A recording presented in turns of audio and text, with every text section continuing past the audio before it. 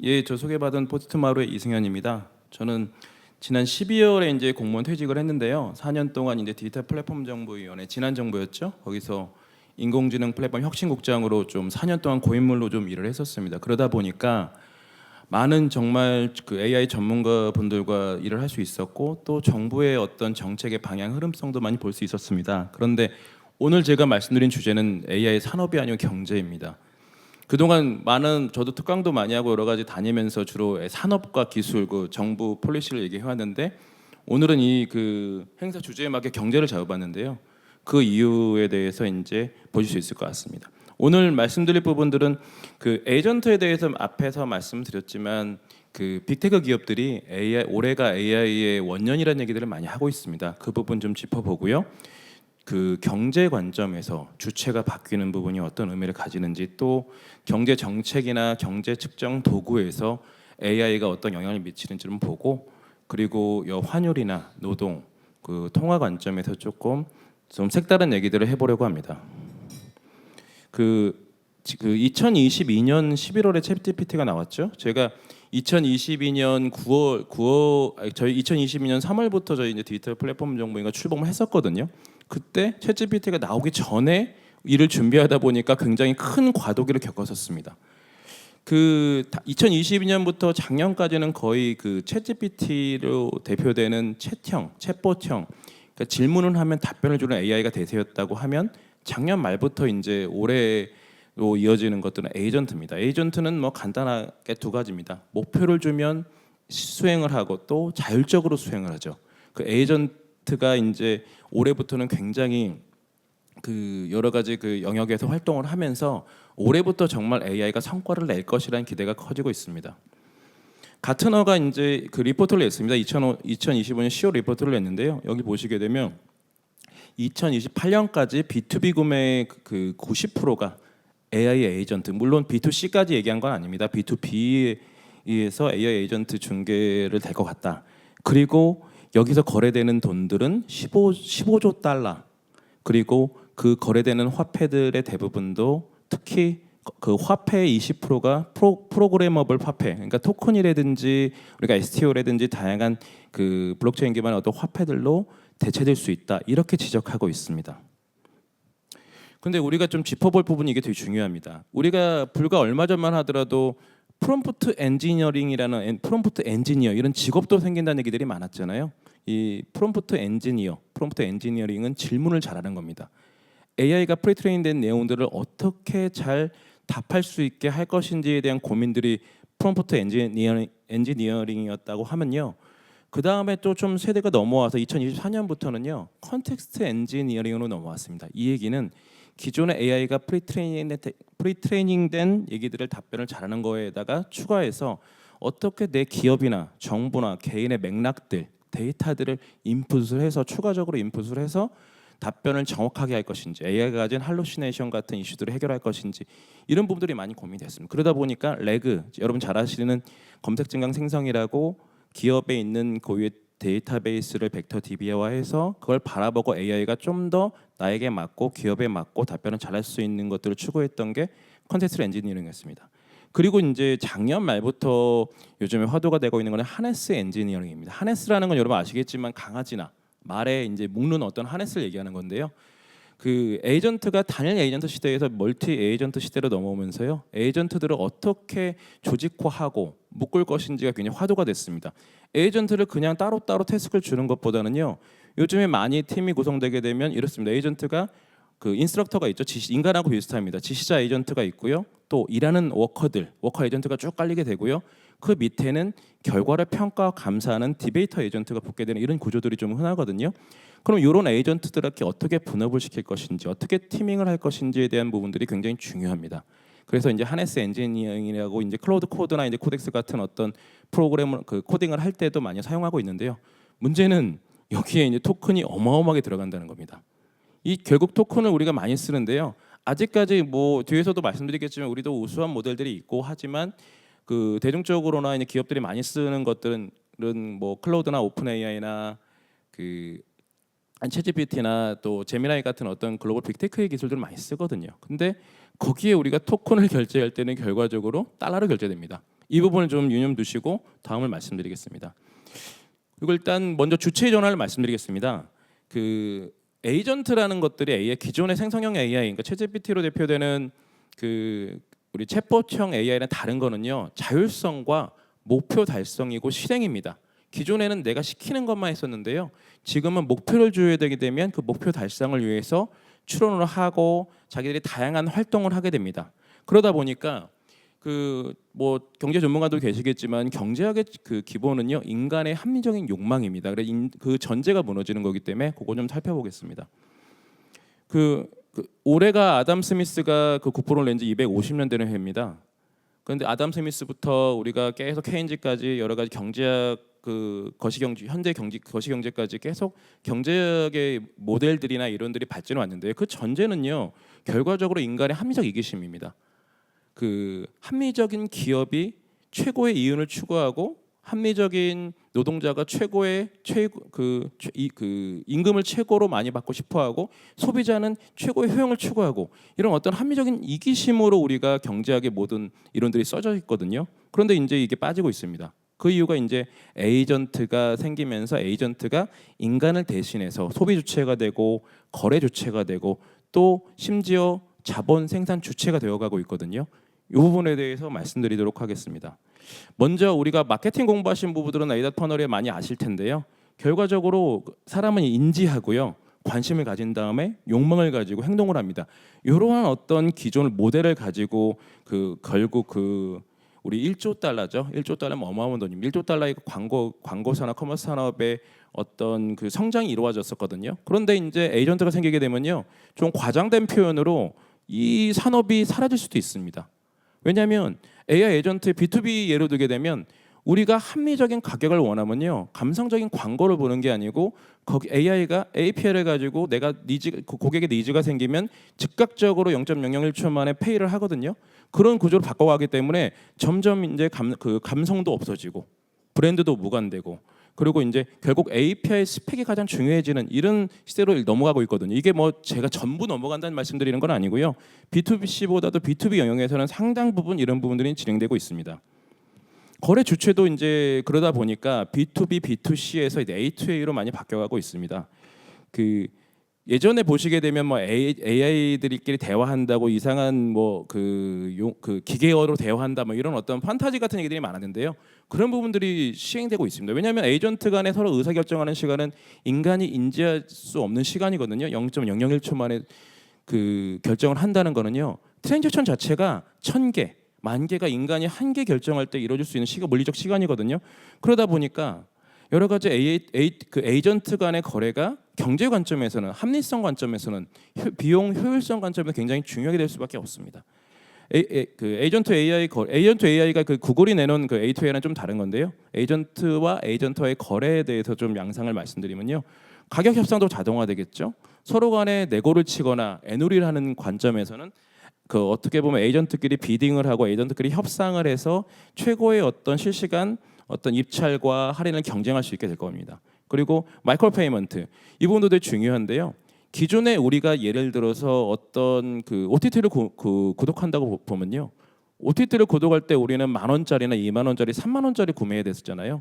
한 편을 볼 때 물론 거래할 수 있지만 우리가 한 편의 특정 장면만 보고 있을 때 거래할 수 있나요? 그런데 이제 에이전트 시대에서는 거래 단위가 마이크로 페이먼트가 되기 때문에 굉장히 밑으로 인간이 인지하지 못하는 마이크로 거래들이 가능해지고 있습니다. 그리고 스마트 계약은 뭐 잘 아실 거고요. 그리고 제일 중요한 게 모든 경제 모델이나 경제 관점에서, 노동 관점에서는요, 인간이 물론 8시간 더 일하기도 하는데요, 인간이 하루에 8시간 일하는 관점을 보고 있습니다. 하지만 에이전트는요, 충분한 컴퓨팅 파워만 있으면 365일 24시간 일주일 내내 일하게 됩니다. 그리고 가장 이제 우려이면서도 기대가 되는 게 자생 에이전트인데요. 기존에는 우리가 챗GPT를 결제를 하고 제미나이를 결제하고 클로드를 결제를 해야 그 결제 한도 내에서 에이전트들이 일을 하잖아요. 왜냐하면 기존까지는 생산을 직접 하는 주체라기보다는 우리가 하게 되는 어떤 일들을 도와주고 서포트한 도구였거든요. 그런데 점점 이제 AI가 토큰을 벌고 컴퓨터 그 토큰으로 컴퓨터를 사고 그러니까 컴퓨팅 그 파워를 사게 되고요. 그리고 또 자기를 복제 확장하는 루프가 가능합니다. 그 얘기는 뭐냐면 에이전트가 어느 하나의 주체가 된 겁니다. AI가 아니고 AI 에이전트는 주체가 되면서 거래를 하다 보면요. 예를 들어서 그 어떤 물품을 샀을 때 10원을 절약했습니다. 10원을 절약했는데 그 절약한 것 중에 1원은 내가 다음 거래를 위한 뭐 연구를 하겠다고 에이전트가 활용할 수도 있을 겁니다. 그 토큰만큼을요. 그러면서 그 토큰을 가지고 사용하다 보게 되면 미세한 어떤 남는 어떤 잔여 그 토큰들이 쌓이게 되게 되면 거래 단위가 엄청 커지게 되거든요. 그러면 이제 에이전트가 그 토큰을 가지고 뭐 좀 심하게 말하면 사람이 죽었습니다. 갑자기 에이전트의 주인이 죽었음에도 불구하고 생태계에서 그 토큰을 가지고 자생적으로 활동할 수 있는 이런 부분들이 불가능하지 않고 이제 실질적으로 가능한 세상이 지금 오고 있습니다. 그러니까 우리가 이제 볼 수 있는 것들은 우리가 에이전트를 어떻게 잘 관리할 것인지 묶어서 활용할 것인지에 따라서 우리가 주인이 될 수 있겠지만 잘못하게 되면요 우리가 언더그라운드 이코노미나 뭐 기계 그 잘못하게 되면 이 지하 경제에서요 잘못된 우리가 포착하지 못하고 그 우리가 그 경제 규모와 상관없이 움직이는 그 어떤 그 시장이 생길 우려도 있습니다. 우리가 이 부분을 잘 고민해봐야 될 것 같습니다. 그리고 마케팅 죽음이라고 제가 이제 과도하게 썼는데요. 그러니까 이런 거죠. 아까 말씀드린 것처럼 결과적으로 인간의 감성에 호소하고 욕망을 자극하는 어떤 행위들이 상당 부분 줄어들면서 기존의 기업들이 갖고 있던 CMO들이 CTO로 대체될 수 있는 이런 환경들이 앞에 와고 있습니다. 그러다 보니까 우리가 고민해야 될 부분들이 에이전트가 자율적으로 결제를 하고 경제 주체가 됐을 때 어떻게 법인 개혁을 가실 것인지 이 부분을 또 너무 보수적으로 접근했을 때 어떻게 우리가 글로벌 경쟁이 뒤처질 것인지 아니면 우리가 너무 나갔을 때 우리가 인간이 그 휴먼 인터루프가 개입되거나 우리가 서킷 브레이커 개입할 여지가 너무 적었을 때 어떠한 문제점들이 생길 것인지 이런 부분도 고민해야 될 것 같습니다. 그리고 그 뒤에서 말씀드린 GDP 문제는 뒤에서 말씀드리겠습니다. 그리고 그 지금 말씀드린 부분들은 상당 부분 그래도 에이전트의 어떤 기술적 부분을 말씀드렸는데요. 그럼 AI 시대 이제 거시경제 입장에서는 어떤 변화가 생기는지 말씀드리겠습니다. 아까 잠깐 말씀드렸는데요. AI 경제 최소 거래 단위가 바뀝니다. 우리가 화폐라는 거는 어떤 최소 경제 단위가 있잖아요. 1원을 우리가 쓰지 않고 10원도 요즘 안 씁니다. 100원도 잘 안 쓰죠. 근데 AI 경제에서는 굉장히 마이크로하게 그 목적에 따라서 그 쓸 수 있. 그러다 보니까 결국 한계 비용이 거의 제로가 될 수도 있는 상황이 생기게 됩니다. 우리가 그날의 그 필요한 어떤 니즈에 따라서 굉장히 미세한 어떤 결제를 통해서 활용할 수 있기 때문이죠. 그러다 보니까 GDP라는 거는 그런 어떤 관점으로 만들어진 건 아니거든요. 그러다 보니까 단위의 변이가 생기고요. 시간의 변이가 생겨. 시간 아까 말씀드렸습니다. 또 주체도 바뀌고요. 또 자산도 바뀝니다. GDP에서는 우리가 데이터나 토큰의 어떤 거래 자체는 잘 잡히지 않거든요. 우리가 그리고 고민해야 될 부분들이 기존의 그 미국의 연준이나 우리 중앙은행에서는요 완전 고용률을 보고 있습니다. 고용이 얼마나 잘 됐냐가 경제 어떤 지표가 되고 있죠. 근데 좀 달라지고 있습니다. 저노동 고소득이라는 거는요 우리가 주당 1시간을 일하게 되면 1시간 이상을 일하게 돼야 실업자가 아니라 고용된 걸로 보거든요. 근데 1시간 이하를 일하면서 그 일하는 시간도 잡히지 않는데 소득은 많게 그 이유는 에이전트를 여러 개 부리는 거죠. 거꾸로 굉장히 그 여러 시간을 노동을 하게 되는데 저소득이나 어떤 계층들도 생길 것입니다. 그러니까 이렇게 결국은 에이전트를 어떻게 운영할 것인지 지금 벌써 그 코딩을 할 때요 AI를 쓰지 않는 코딩은 손코딩은 상상할 수 없거든요. 그 결국은 대체될 수가 없는 게요 인간이 돌아갈 수가 없습니다. 이미 불편한 편함을 겪었는데 우리가 바이브 코딩 또 코딩 어시스턴트를 통해 가지고 쉽게 개발하고 있는데 갑자기 이거 쓰지 말고 손코딩하라면 할 수 있을까요? 물론 손코딩 할 수 있는 분들도 계시겠지만 상당 부분이 어려울 겁니다. 그렇기 때문에 점점 인간의 역할 자체는 오케스트레이션이나 에이전트를 어떻게 운영할 것인지로 바뀌어가고 있기 때문에 우리가 그 부분을 주목해야 될 것 같습니다. 그리고 기존에 이제 우리가 경제 정책 테일러 룰 같은 경우는요. 결국은 물가가 오르면 금리를 올리고 물가가 내리면 금리를 낮추는 어떤 고전적인 그 정책을 펼쳐왔거든요. 그런데 지금 이제 우리가 AI에는 두 가지 압력이 같이 작용합니다. 디플레이션성 입장에서는 생산성을 올릴 수 있겠죠. 생산성을 올릴 수 있고 또 그러다 보니까 여러 가지 생산성이 높아지다 보니까 여러 가지 물가가 떨어질 압력들이 있게. 그런데 지금 여러 가지 사회적으로 이슈가 되는 게 그 CAPX 같은 경우도 자본 지출, 데이터 센터나 이런 것들을 어마어마하게 짓다 보니까 전력, 토지 이런 경우에 경쟁들이 많이 생깁니다. 그러니까 전기도 많이 올라가겠죠. 이렇게 물가가 올라가다 보면 결국은 인플레이션 현상이 생깁니다. 그럼 결과적으로 우리가 고민해야 될 거는 AI 에이전트 시대, AI 시대가 본격적으로 시작되면서 두 힘의 시차, 레그가 어떻게 모델링할 것인지에 경제적 관점도 다시 고민해야 됩니다. 그리고 이게 좀 도발적인 질문이 흑자국이 적자국이라는 얘기를 좀 하고 있는데요. 좀 불편하신 있더라도 제가 한번 얘기를 해야 될 것 같아서 말씀드리겠습니다. 그 한국은행 공식 자료 보게 되면요, 작년에 경상수지가 우리가 1,230억 달러가 흑자입니다. 보게 되면 굉장히 우수한 흑자 국가거든요. 그런데 서비스 수지 같은 경우 지식 서비스 무역 수지는요 103억, 102.5억 달러가 적자입니다. 이 안에는 OTT 구매도 있고요, AI 결제도 있습니다. 그런데 이게 무서운 거는 이게 2025년까지는 방금 좀 전에 말씀드린 것처럼 그 하네스 엔지니어링 또 AI 에이전트 시대가 본격적으로 도래하기 시작하기 전이거든요. 그 결과적으로 한국은행도 이렇게 돼 있습니다. 외국 앱, 온라인 구독 서비스 급증으로 컴퓨터 모바일 소프트웨어 적자가 거의 2배가 확대되고 있다고 얘기를 했거든요. 자, 근데 다시 말씀드리지만 에이전트가 본격적으로 토큰을 태우기 전의 숫자거든요. 그리고 우리는 지금 현재도 AI는 아니지만 그 수치 자체가 클라우드 시장 같은 경우에 공공을 빼고 민간 같은 경우는 80% 이상이 그 해외 CSP들이 장악하고 있습니다. 근데 이게 제가 100배라고 써놓은 거는 좀 오버한 것일 수 있는데요. 100배라고 한 수치가 왜 과장이 아닌지는 좀 말씀드리겠습니다.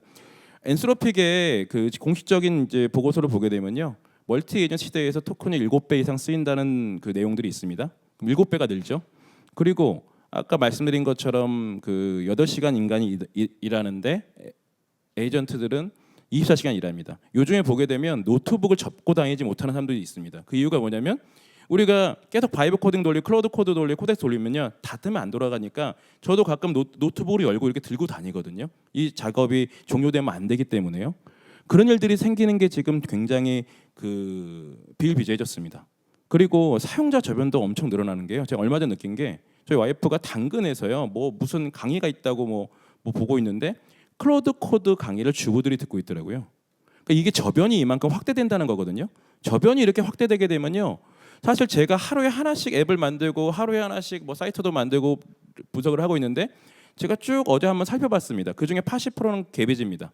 20% 정도는 생산성 향상이나 사회에 기여할 수 있는 어떤 내용으로 만들었는데 나머지는 제 흥미로 만드는데 저는 한 달에 지금 그러니까 지난달에 보니까 거의 100만 원 썼더라고요, 토큰을. 저 같은 어떤 그 헤비 개발자가 아닌 사람도 이렇게 쓰고 있는데 앞으로 토큰이 얼마나 커질까요? 그 보시게 되면요, 가트너 같은 경우는 되게 보수적으로 예측을 하는데요, 이 24배가 커질 거라 예측하고 있고요. 오픈아우터는 실질적으로 지금 AI 에이전트 시대 전에 측정을 했는데요, 실측을 했는데 75배가 늘어났습니다. 결과적으로 이게 100배가 늘어난다고 보시게 되면 102억 달러 중에 절반 정도가 50억 달러의 적자가, 예를 들어서 그 AI 50억 달러가 AI에 대한 고동료였다고 쳤을 때요, 그 100배 되면 얼마일까요?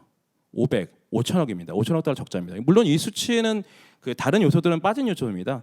생산성 향상으로 인해서 우리가 수출을 더 많이 하고 해야 되는데, 사실상 근데 제가 지금까지 봤을 때 AI가 생산성 향상이나 기업에 기여를 하는 것은 비용 절감의 이슈지 이 기업이 새로운 부를 창출할 때 도움이 되는 것들은 아직 증명되지 않았습니다. 그러니까 이런 어떤 걱정을 저희가 해야 됩니다.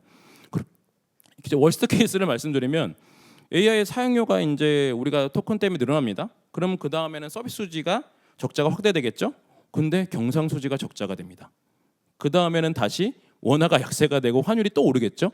환율이 오르면 또 다시 AI 비용은 늘어나겠죠. 근데 정상적인 어떤 무역 거래라고 하게 되면 소비를 줄이겠지만 이거는 비가역적 돌릴 수가 없거든요. 기업들이 AX를 하고 공공이 AX를 하고 했을 때 그 비용들을 줄일 수 있을까요? 그렇기 때문에 다시 적자가 확대되는, 이게 계속 무한 루프로 돌아갈 수밖에 없습니다. 그 결과적으로 방금 말씀드린 것처럼 기존의 수입을 줄이고 수요를 줄이는, 소비를 줄이는 어떤 시장의 자기조정 메커니즘이 AI에서는 작동하지 않을 수도 있다라는 말씀을 드릴 수 있습니다. 그래서 제가 좀 그 오버를 하자면, 우리가 반도체 오늘도 주가가 올랐는지 모르겠는데요, 반도체의 주가가 많이 오르고 있잖아요. 우리가 그 제가 좀 말씀드리면 그 여러 가지 그 구글도 그렇고 여러 가지 모델 그 소프트웨어 모델도 그 메모리 지향적으로 가고 있습니다. 단기 기억, 중기 기억, 장기 기억으로 가고 있죠. SRAM, DRAM, 그 HBM, 그리고 요즘에 좀 핫한 낸드 플래시 기반의 HBF까지 갈 때 그거를 할 수 있는 나라는 이제 한국밖에 없다는 생각을 갖고 있는데요. 그렇기 때문에 그거를 우리가 레버리지 삼아서 글로벌 기업들과 같이 협력을 해야 되겠죠.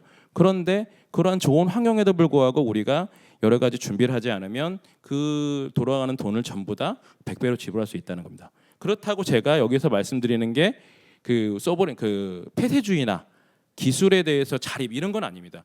우리 소버린 AI에 대해서 오해를 많이 하고 있는데요. 소버린 AI는 아까도 오픈 AI에서 우리 총괄님 말씀 주셨지만 그런 부분들도 쓰고요. 우리가 쓸 수 있는 것들, 우리가 좀 더 오버해서 오버스펙으로 쓰고 있는 것들은 쓸 필요가 없는 거거든요. 그런 것들을 어떻게 오케스트레이션을 해서 우리가 최소한 줄일 수 있는지. 그러니까 AI를 자꾸 관점할 때 제가 마지막으로 말씀드릴 부분은요. 서브는 AI에 대해서 저도 되게 부정적이었었습니다. 그러다가 생각이 바뀐 거는 모델 경쟁에서 아까 유채관님도 말씀하신 것처럼 AI 경쟁이 생태계 경쟁으로 바뀌었기 때문입니다.